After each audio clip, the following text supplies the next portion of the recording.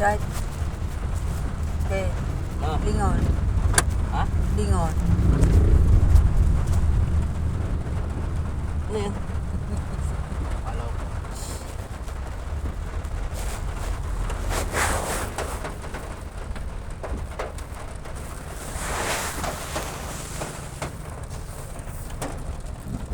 Papunta kami airport. Wala ka naman kasama to eh. Ha? Wala ka naman kasama. Papahanap na ako sa kay Ningning ng katulong. Pati kay Joby. Si Sensen din daw, nagpapahanap kay Joby ng katulong eh. Para kay mama daw.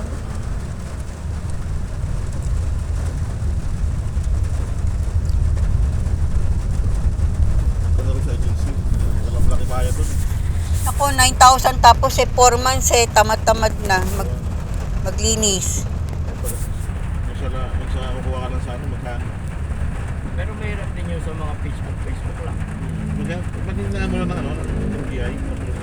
NBI plus clearance. Pag wala, wag magpadali.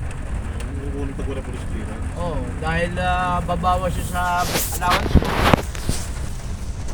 Birat naman ng NBI. Babawas yun sa allowance mo. Kasi pag ka nakukuha ng walang ganun.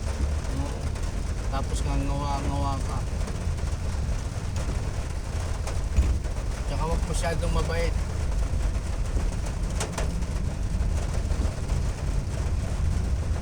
Hindi mo nalaman, nakapuso ko na pala. At tsaka wag tatahimik.